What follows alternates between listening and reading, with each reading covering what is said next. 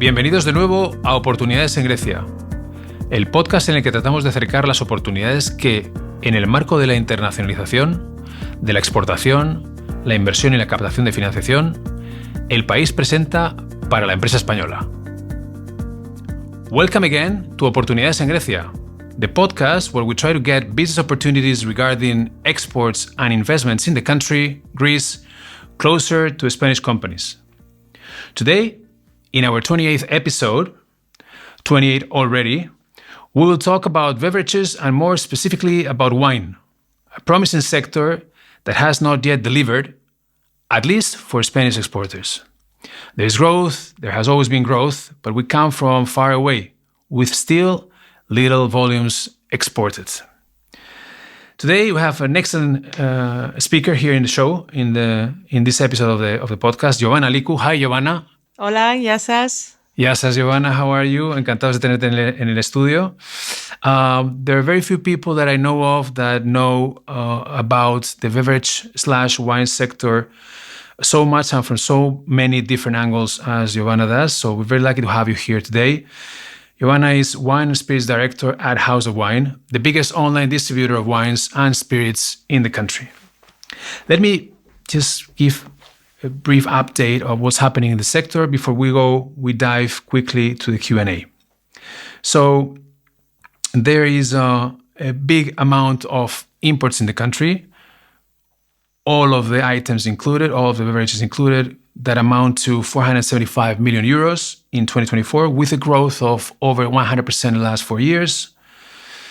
There is not a very high import-export coverage ratio in the country in most of those items. When it comes to demand and within wine, there's clearly a bigger demand for white than red and from red than rosé. We'll go into that later on. And there is already a certain presence of Spanish wines, although, as we said, not as much as we would like and as we expect. So we rank 7th in the country by exports, with a big growth in the last 4 years, over 200%. Some of our best-known wineries to already distribute in the country, such as Muga, Freixenet, Torres, Bodegas Sonsierra, and so on and so forth.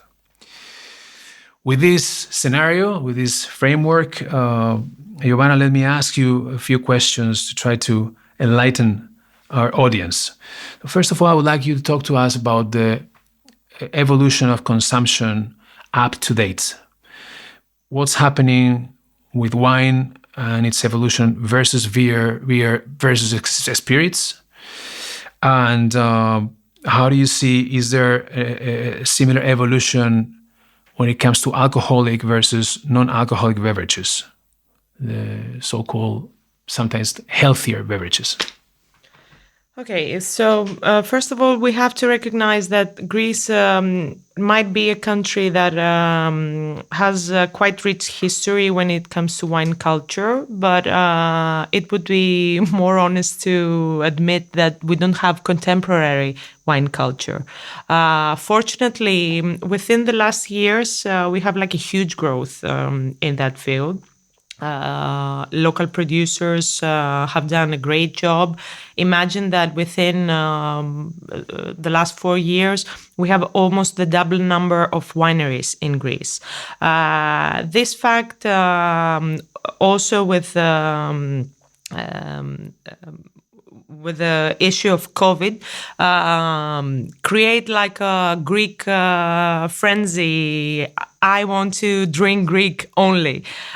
So for a while, there was a bit of a gap when it comes to imports, but there was surely a growth when it comes to wine consumption.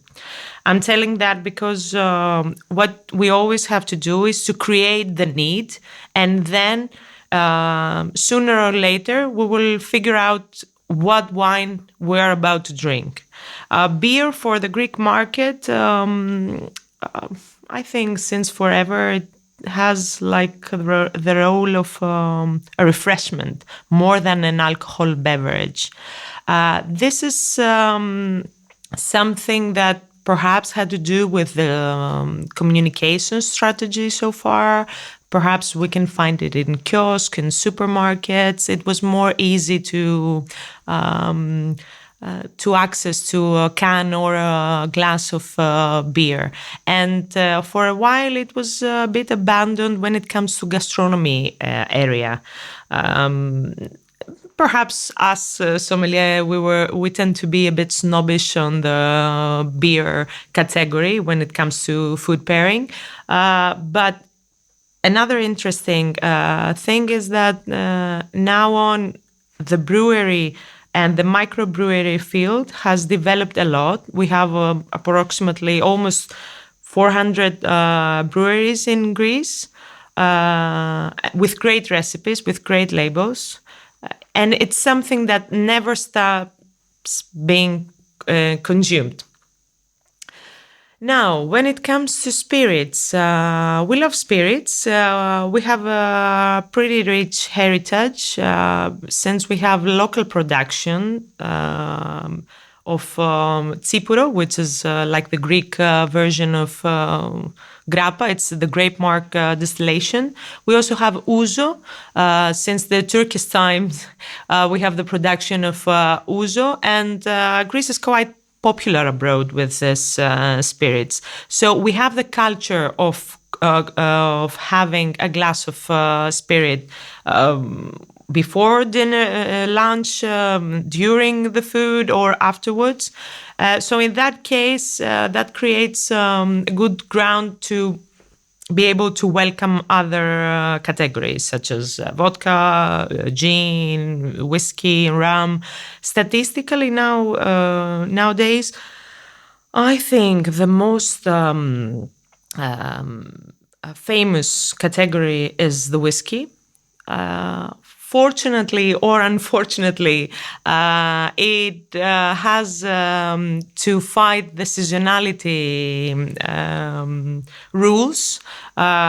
Greeks tend to live on the side for a while during summertime whiskey or dark spirits.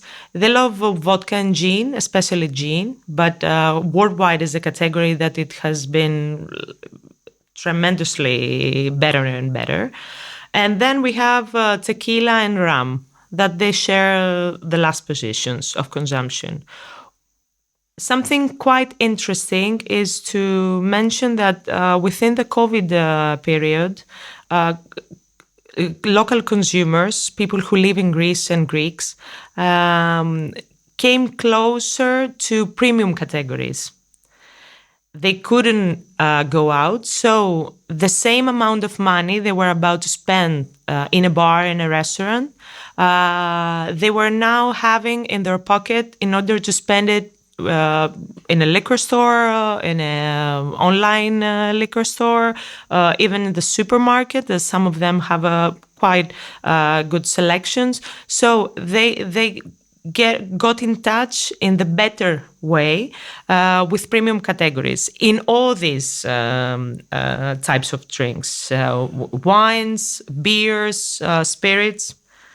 So not only the heavy, let's say the heavy spenders that come from abroad are into those premium categories, but also, as you said, after COVID, a part of the local population, a bigger part of the local population got into those.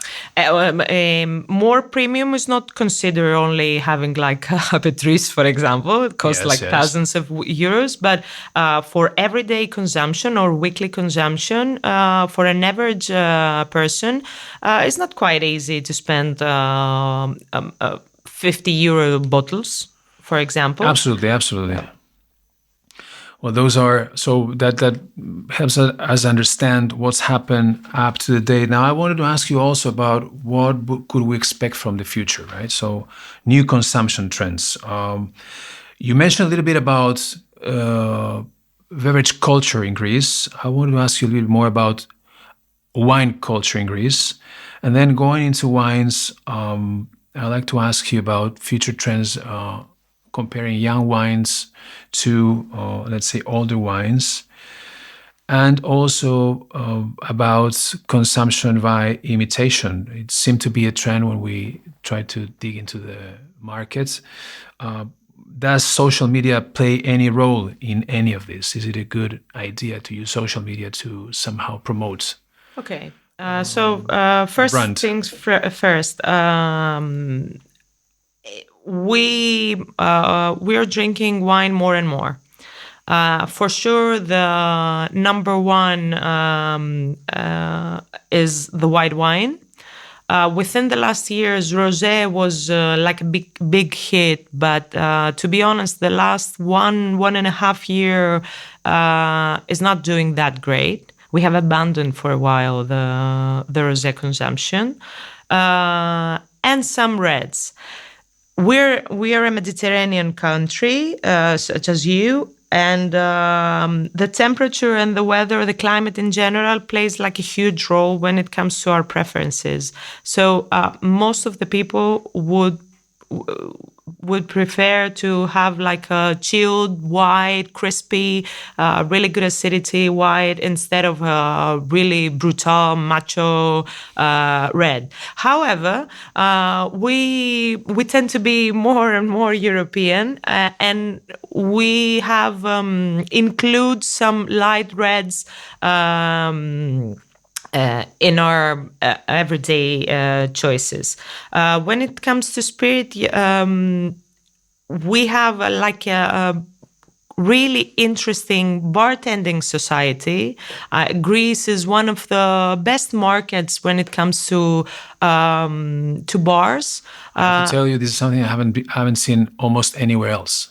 Yes. The degree of the performance of that cocktail surrounding thing. And you know what is really interesting is that this doesn't has to do only and exclusively with Athens market, with the Athenian market.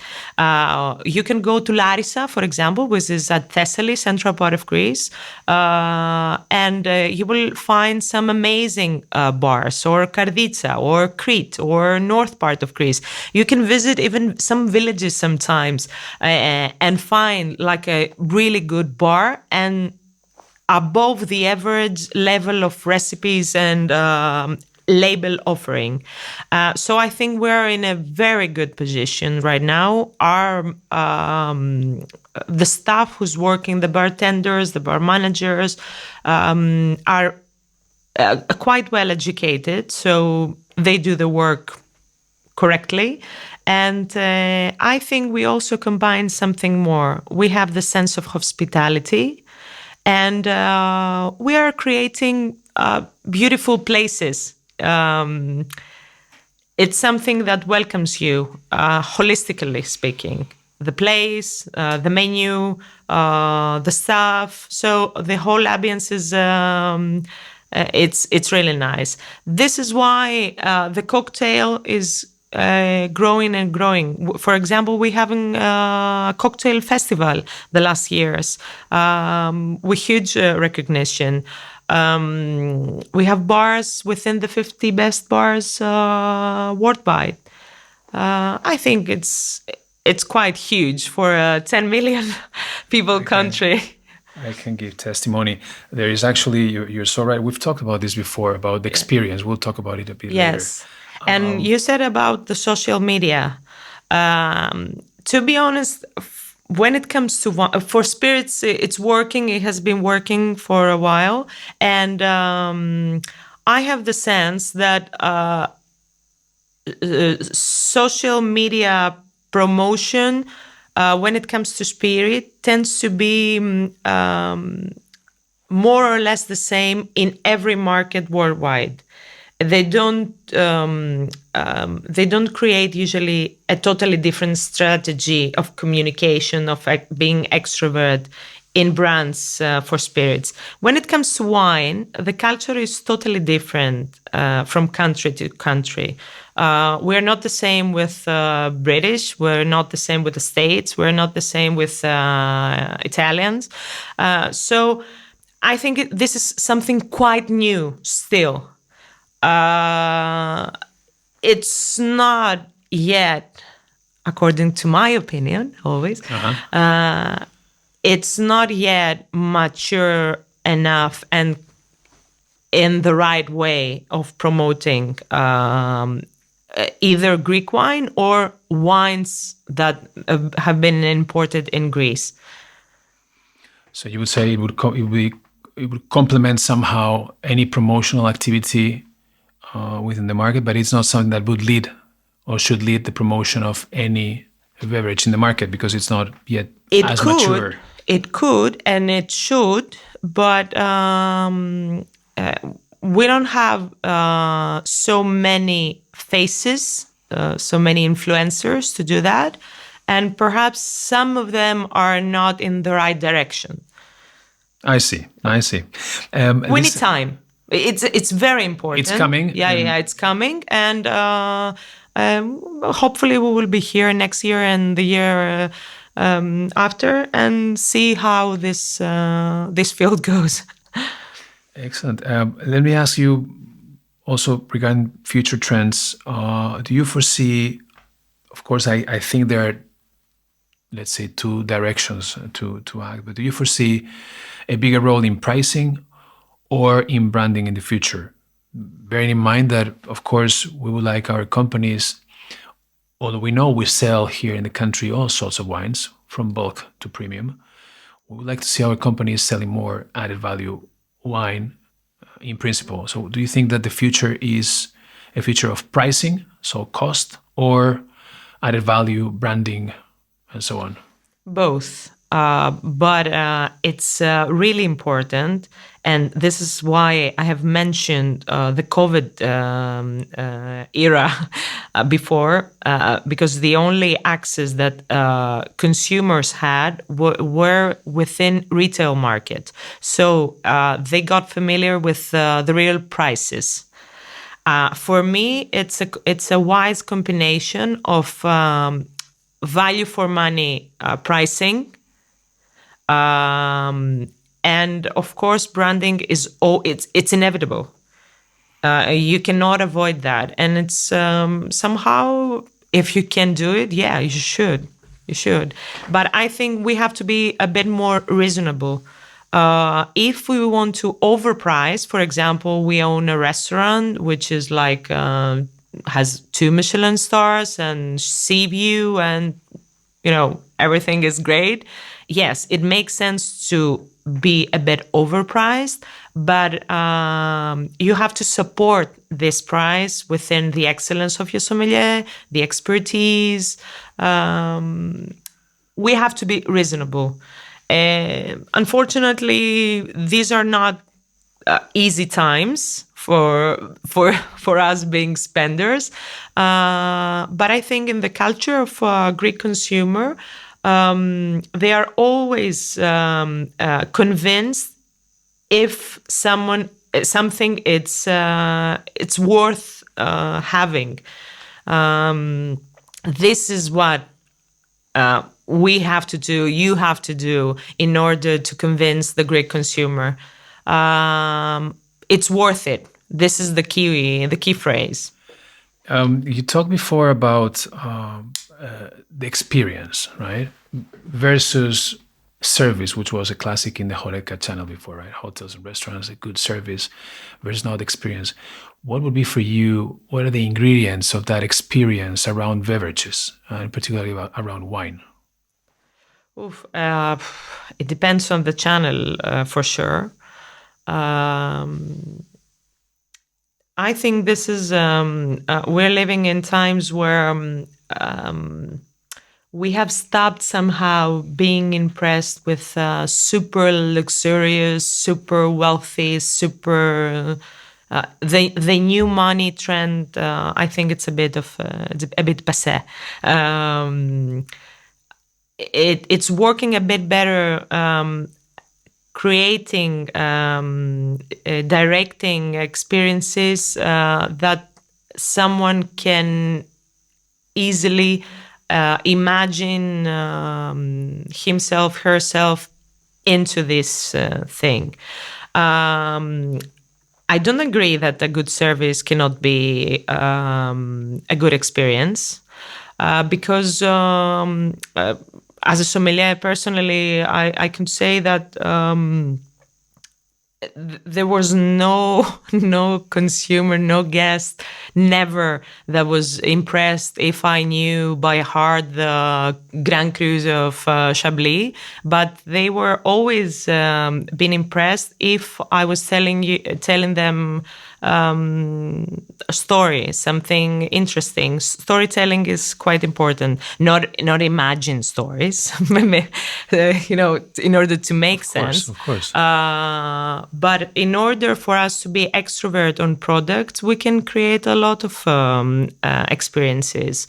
Of course, there's a chain. There are some steps that need to be followed. For example, if I own a brand, I can get in touch with people that work in the front row, sommelier, waiters, restaurateurs.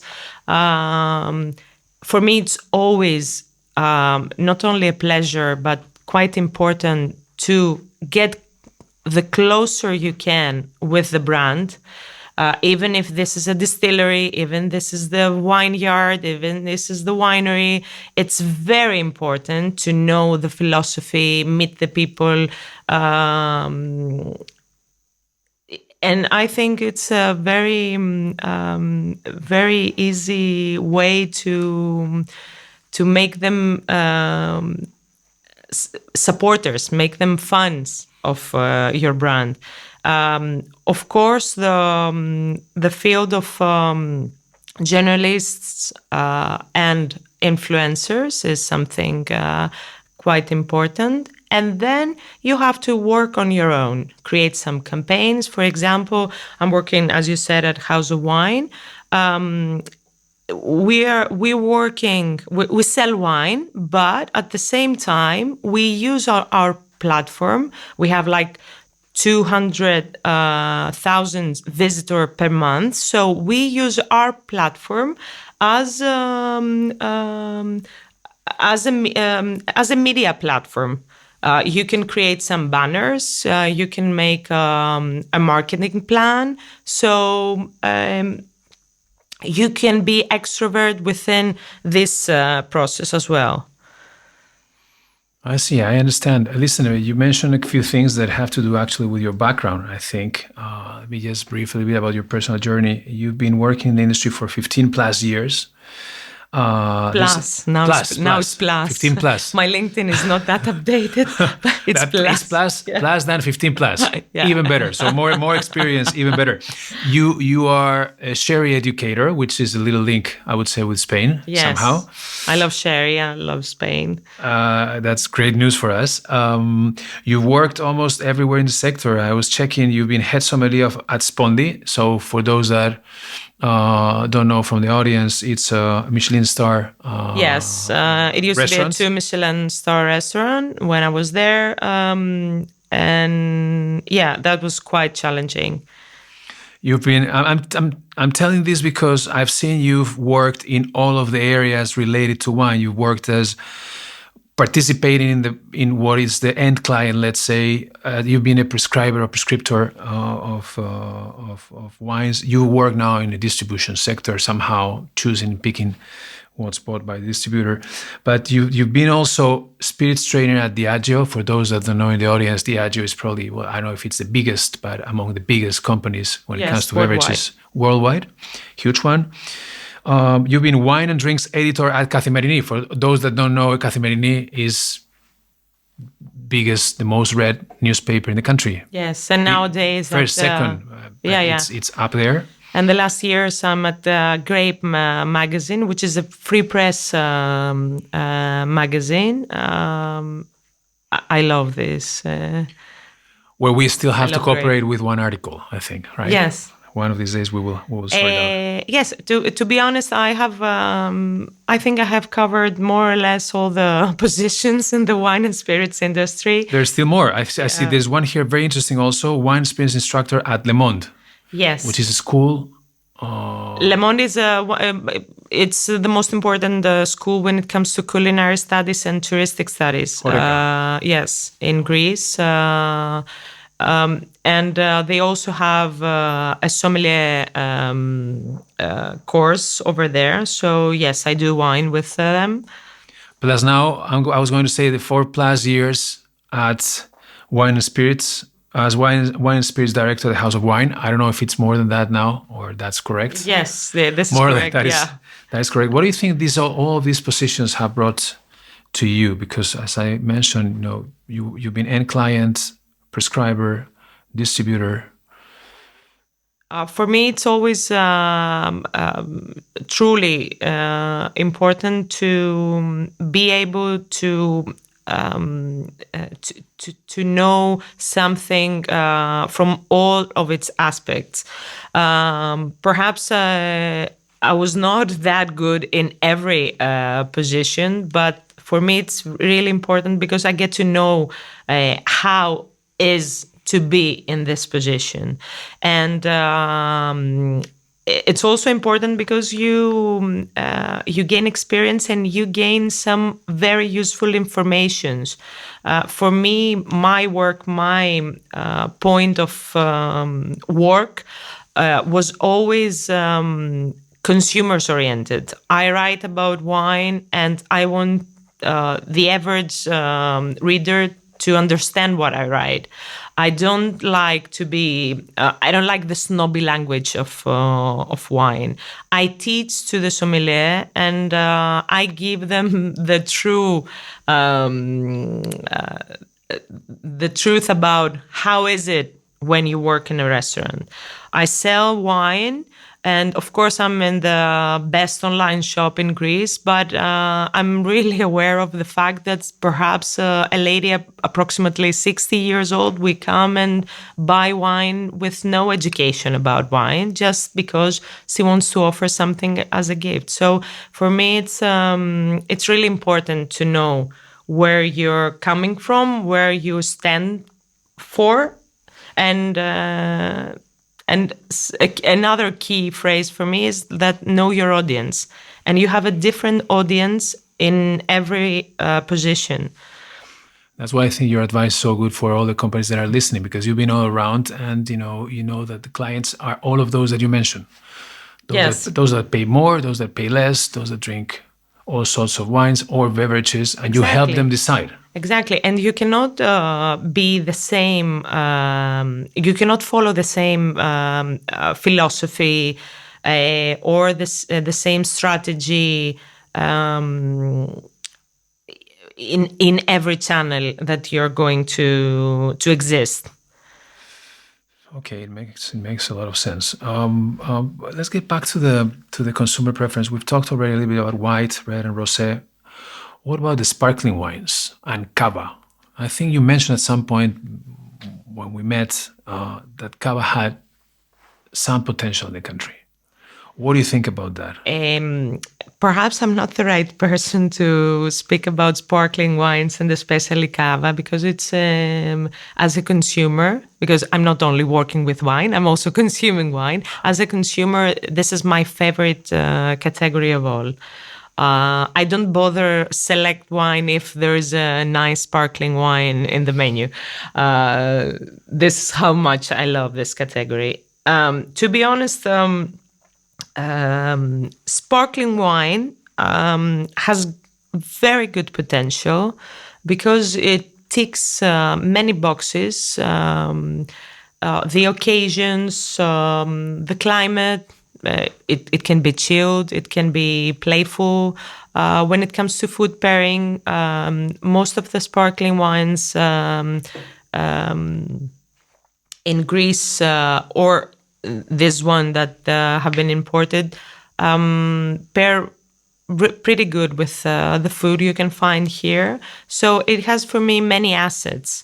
Unfortunately, cava is a brand category that has not gained yet the position worth having. I think, I don't know, you have to do something. Not you, Jorge, but of course, we have to do things regarding this. The cava people, the cava companies, they have to find a solution. They have to find a strategy to create experiences and needs and reason, most importantly, reason why someone prefer cava instead of other brand categories, champagne, prosecco, cremant, etc. But I think it's a product worth noticing and worth taste. But statistically, because there is also we can also speak with the numbers. Sparkling wine, including champagne, has not a huge percentage of consumption in Greek market in general. So the piece of this pie is already small. So what you have to do is I forgot the word. To gain more and more space in this category. To gain traction, it's not easy. I can tell you, it's hard for any country to sell wine in Greece, and a big aspect of this maybe has to do with, as you mentioned, what the consumer demands here, mainly whites.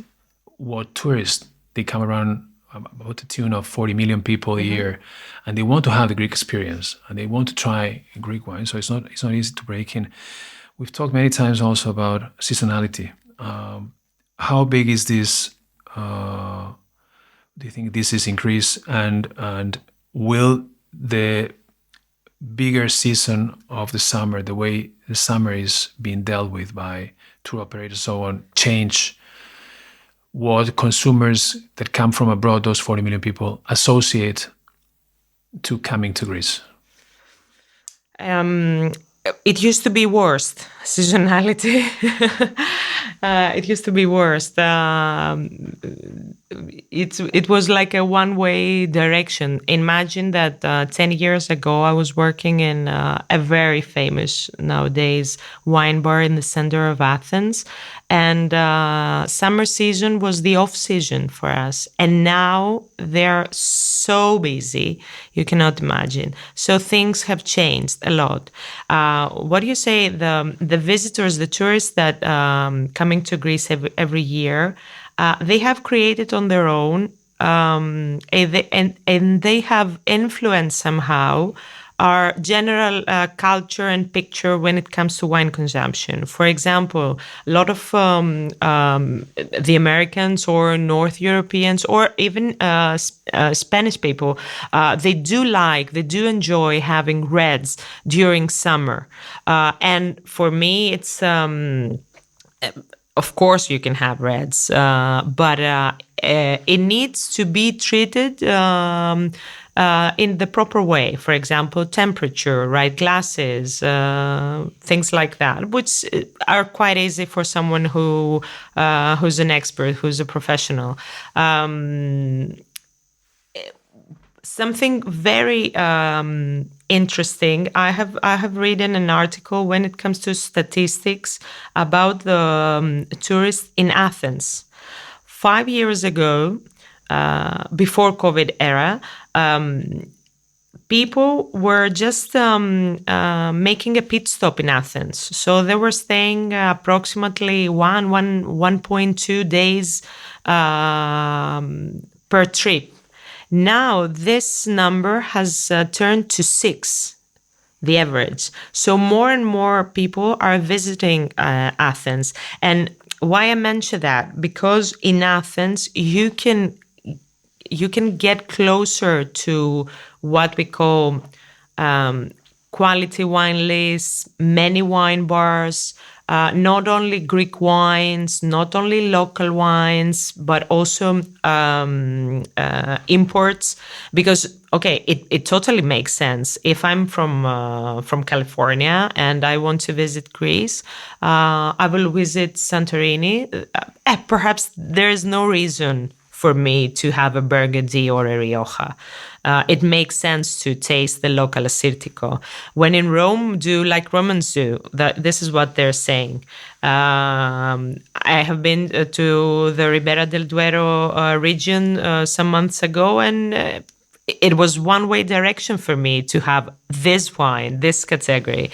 So in Athens, it's more multicultural, so it's more easy for a foreign visitor to be to get in touch with other options of wines.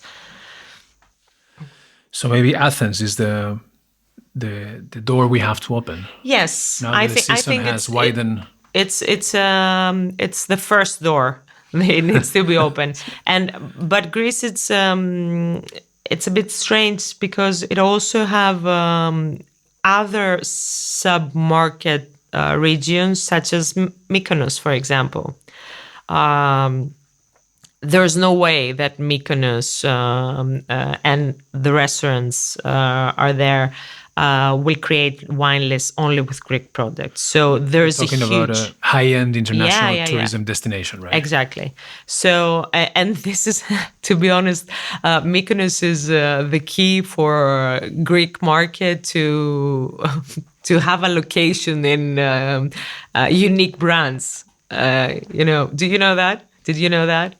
You're talking about brands spirit of this sector, brands. spirit brands, Spirit because for example. I know, for instance, or champagnes or high-end brands of other sectors, fashion, shoes, etc., are also usually get also well located, well positioned in some of the islands where the high-end tourism is allocated. Or Chalkidiki, which is the north part of Greece, close to Thessaloniki, or even Crete, like the Aluda.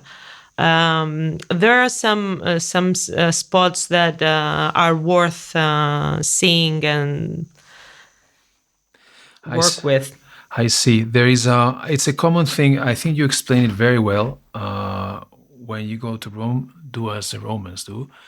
None of the countries seem to be able to break in with wine, although they distribute, they sell, but the amounts that they sell are not that big.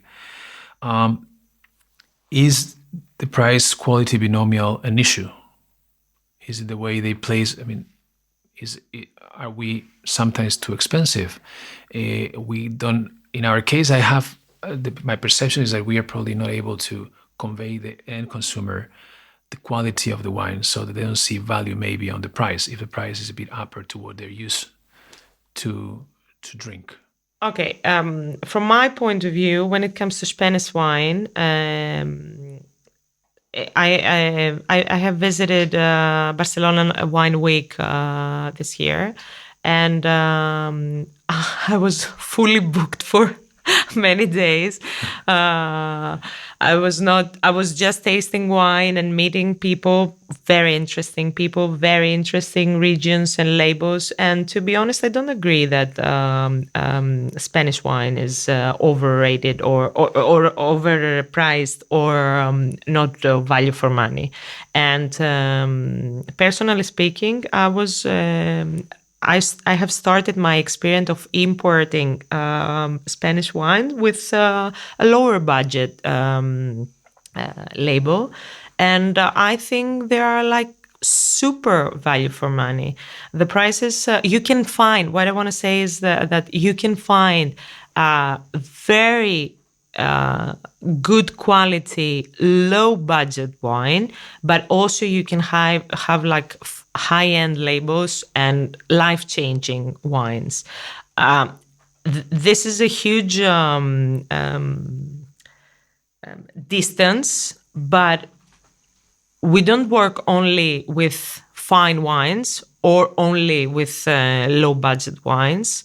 We work from to. So it depends on the needs its company has. It's cava, it's restaurant, it's distributor in Greece, and I think you can find what you want. For example, I think somehow Greek wines tend to be a bit more expensive than Spanish wines. And this is because the production cost is higher here in Greece. Because of the size of Yeah. And the amounts, facilities, sometimes even the amounts, it makes sense. But okay, this is something that you can also meet within Spanish wineries. Boutique Spanish winery, it's not the same with a huge group of winemaking, like huge amounts, of course, for sure. and they can all survive. Yeah. Targeting the right And consumer, right? at the very end, wine is art, wine is food, wine is experience, but it's also a business. They have to survive. But I don't think that you should take the full blame on that, on why we don't import in Greece that many Spanish wineries and labels. As I said before, for many years, the consumers here in Greece were almost frenzy. It was like a one-way direction having Greek wine. They tend to be a bit chauvinist, a bit snobbish with the foreign wines. Not because they don't like or because they won't match with their food or their appetite, but because it was like the flourishing era for Greek wine. This is the time we live in. But within the last 2 years, this is something that has changed. There are some countries that there are coming more and more. For example, New Zealand tends to be like super present in Greek wine lists. But I think there is space. It's good to know. It's good to know. Yeah. Listen, we've been talking about the demand side of consumption, the past and up-to-date evolution of the consumption. We talk about potential new trends in consumption. We have talked also about preferences and about competition. So local wines, strong, big competition, and then some international wines. What about the distribution channel?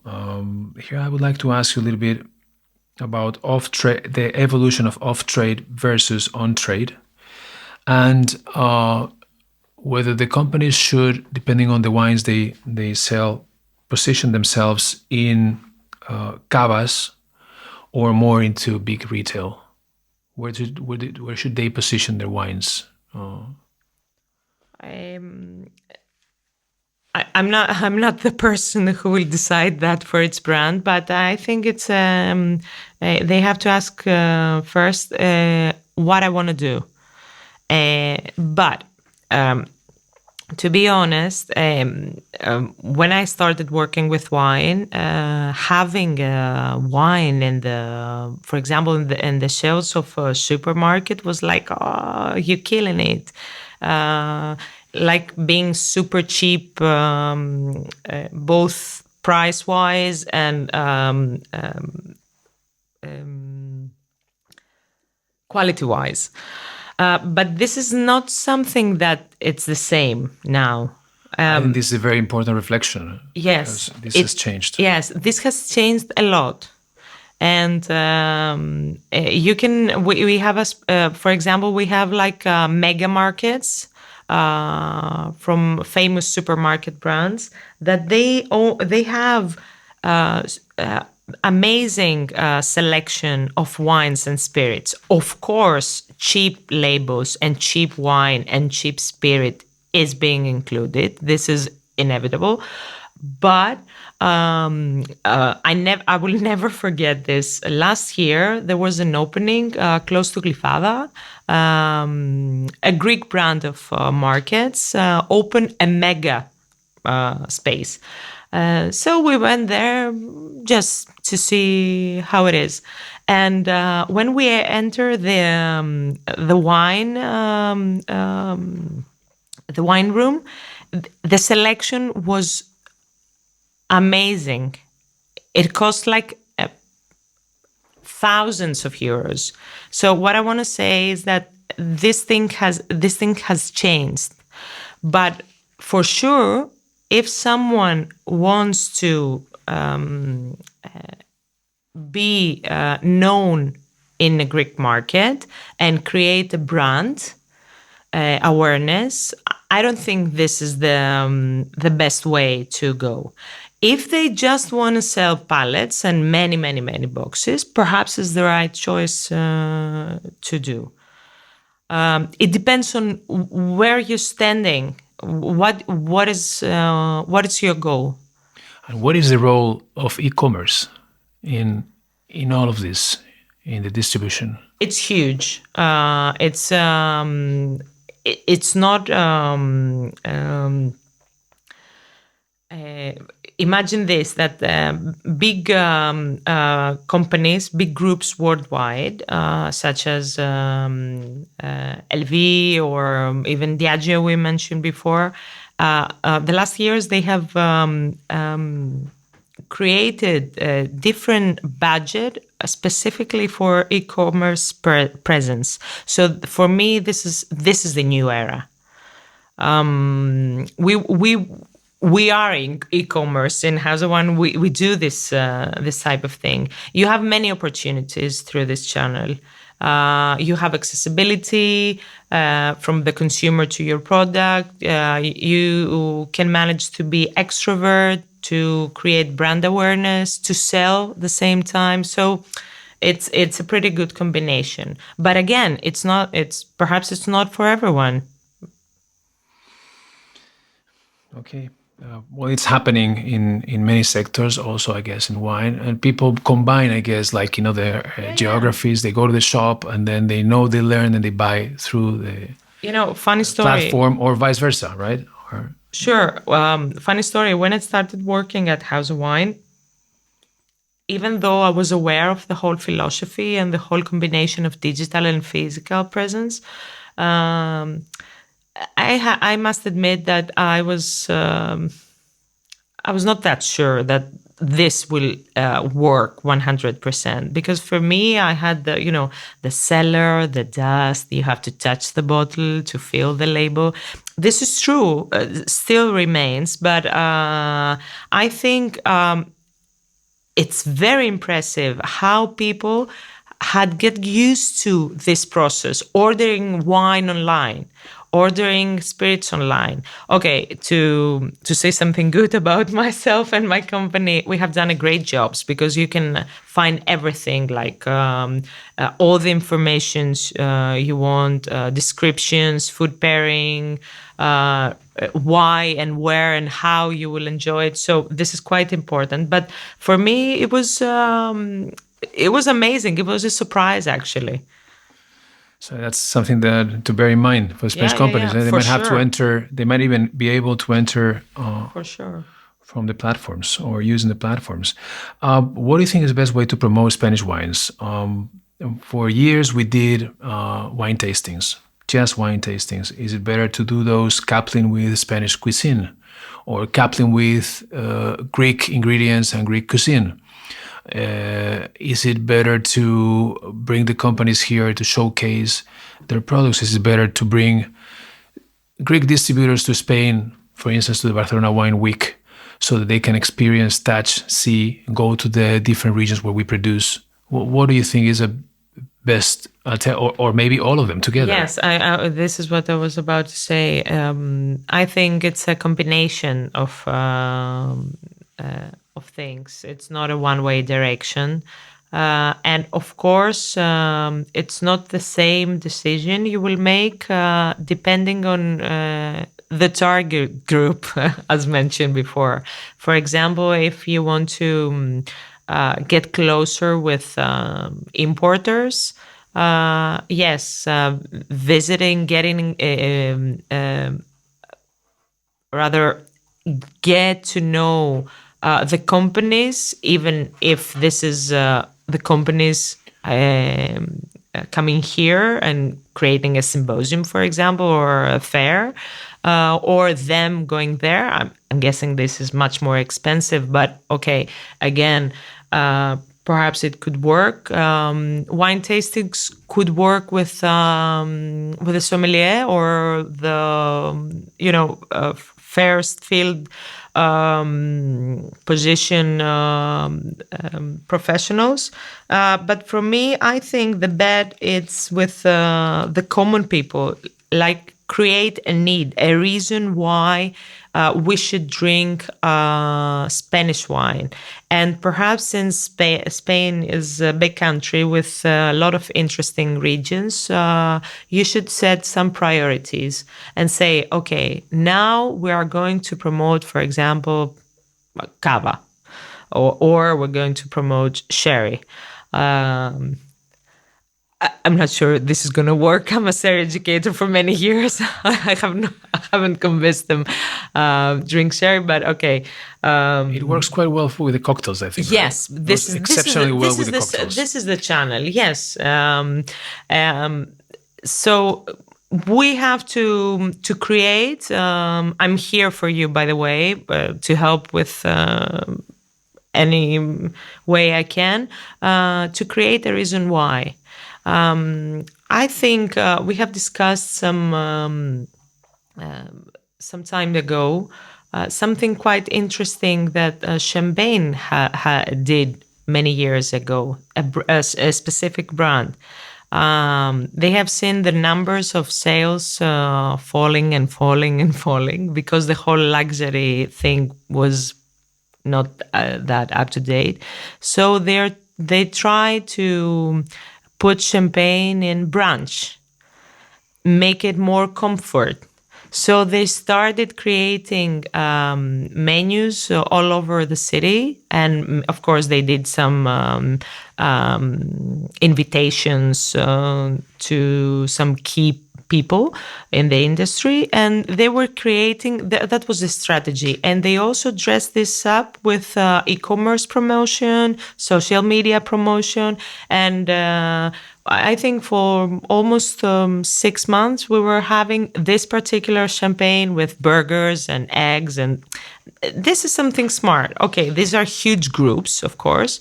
I'm not aware whether for a producer, regular producer, this could be easy to manage and pay.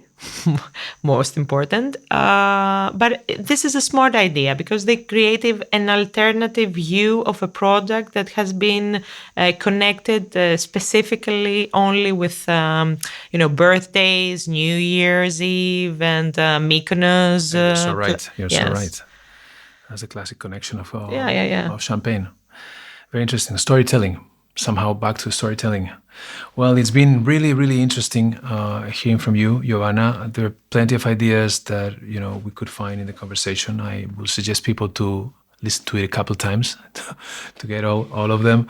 We talked about consumption in the country. We talked about the consumption bringing, you said, plus to double the number of wineries in the last few years. That's grown a lot. And the culture of the country, Tsipuro, Uso, artisan beer as well, the breweries. There's a lot of beer in the country. And how the premium categories have reappeared lately. Premium meaning maybe 50 euros a bottle, not necessarily the super, super high end. You talked also about the wine that's been most demanded, white versus rosé. Rosé not growing that much lately, and red light, right, because of the weather in the country. You talked about the experience as a whole. I think that's a wonderful thing here in the country. As you said, in Athens and in other cities, you can see that places invest in the design, in the service, so that the whole experience means something for the person that goes to the bar, to the coffee shop, or to the restaurant. Very interesting also to know that Athens, as much as maybe Mykonos, are entry doors to the country. Athens more and more because people, due to the change in seasonality or the broadening of the season, people spend more and more days in Athens now than before.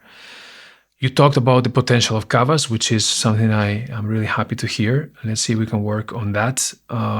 You talked about value for money and high-end drinks. When it comes to distribution, you mentioned big changes in sense of people buying even high-end wines in retail stores and people buying a lot through platforms, which was something that one would have think maybe 10 years ago would be a succeed as it has been. For sure. An amazing success. And we have talked also about promotion. Clearly, there is, I think,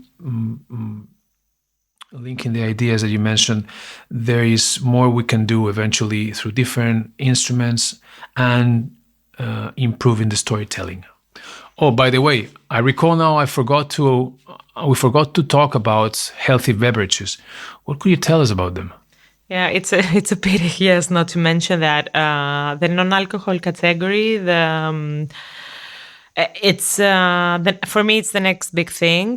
For a while, companies, the people who sell wine and spirits in general, were afraid that this category will drain out the sales of the alcoholic ones. But this is not true. This is actually, it works like an addition of new consumers that they want to have something alcohol-free.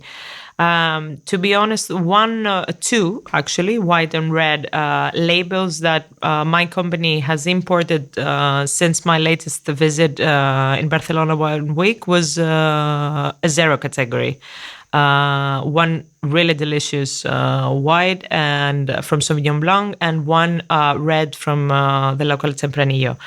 So imagine this. Every year, House of Wine is publishing a chart of best-selling labels. And this is our top 20.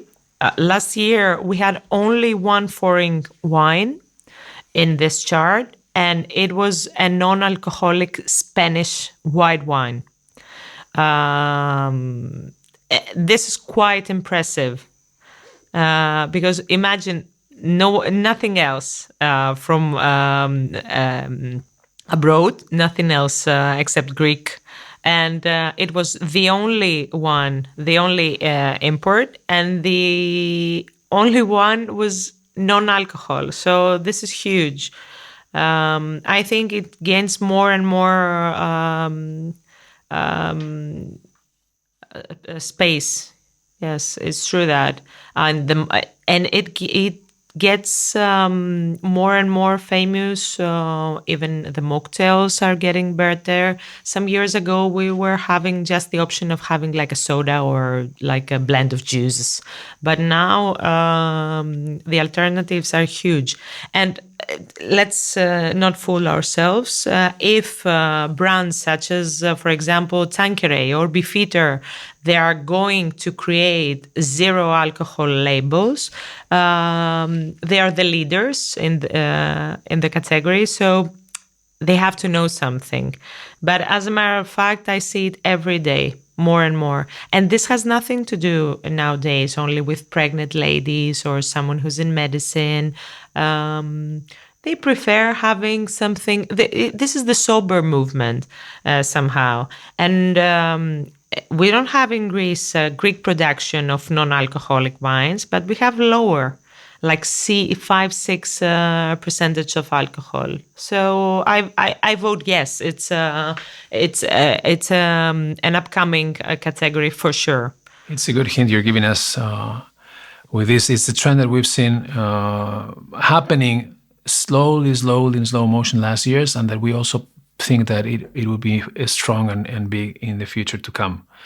So thank you very much for your time, Giovanna. Thanks for coming. Thank you very much for the invitation. I'm here whenever you need me. I totally support the work you've done, and thank you for the invitation and the hospitality. Y nosotros nos vemos de nuevo pronto en Oportunidades en Grecia. Aún hay mucho por conocer. Queremos hablar del plan de recuperación, transformación y resiliencia. Queremos hablar más del canal Contract. Hasta pronto.